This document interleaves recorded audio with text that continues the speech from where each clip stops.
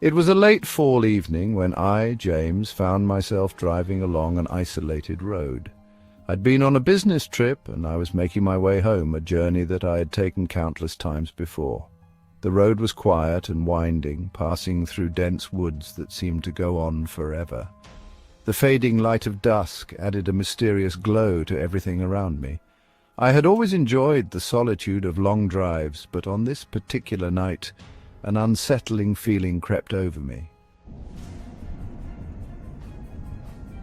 I had a long drive ahead of me, and as the road stretched out, I saw a small sign that read "Cottage for Rent," with an arrow pointing down a narrow dirt path.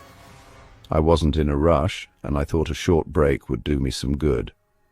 I pulled off the main road and began driving down the dirt path. The trees grew denser, blocking out the last remnants of daylight. It was eerily quiet, with only the crunch of my tires on the gravel filling the air. After about 10 minutes, I reached a small, run-down cottage tucked away among the trees. It looked abandoned, but there was a faint light glowing from inside, almost as if someone was still living there. The cottage was old, with weathered wooden walls and a sagging roof, but for some reason I felt compelled to stop. It wasn't like I had any other place to go, and I thought the place could be an interesting story to tell later. I got out of my car and walked toward the front door, unsure if anyone was even there. The door creaked open when I knocked, but no one answered. I hesitated for a moment before stepping inside. The place was dusty, filled with old furniture, and had a peculiar musty smell. As I explored the small cottage, I noticed the decor was stuck in time. Old portraits, tarnished silverware, and a broken grandfather clock standing still in the corner.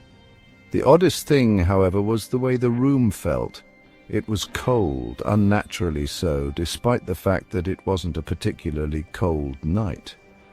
I walked further into the house, intrigued by the strange atmosphere. The floorboards creaked under my weight, and I could hear a faint rustling sound, almost like footsteps.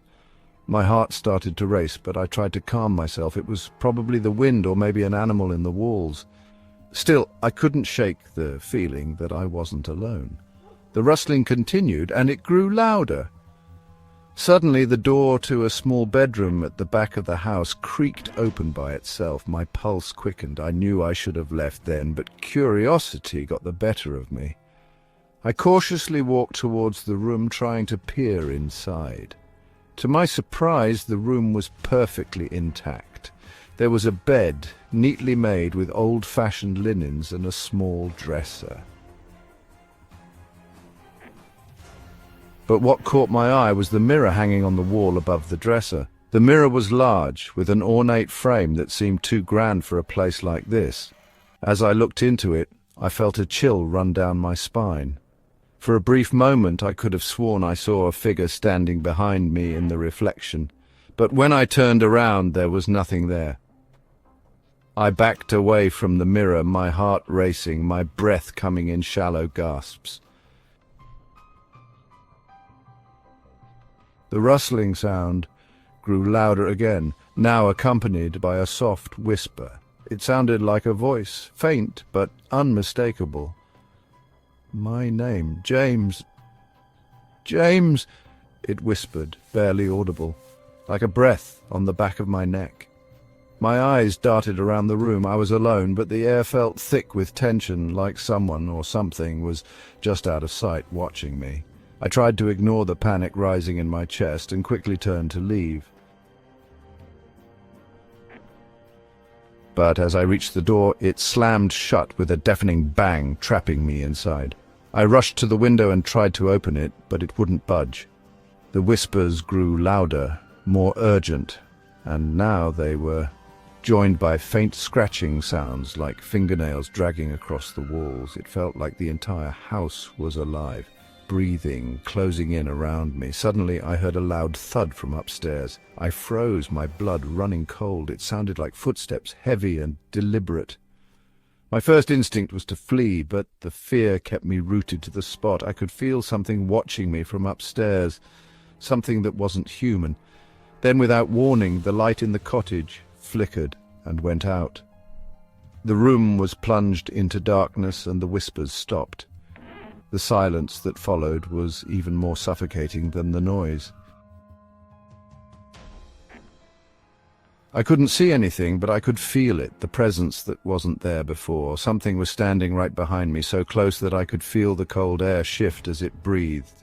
I turned around, but there was nothing there. I tried to scream, but no sound came out. My mind raced. Should I try to break the window? Should I find a way to escape? But before I could do anything, a cold hand rested on my shoulder. I spun around in terror, my heart pounding in my chest. But when I turned, there was nothing.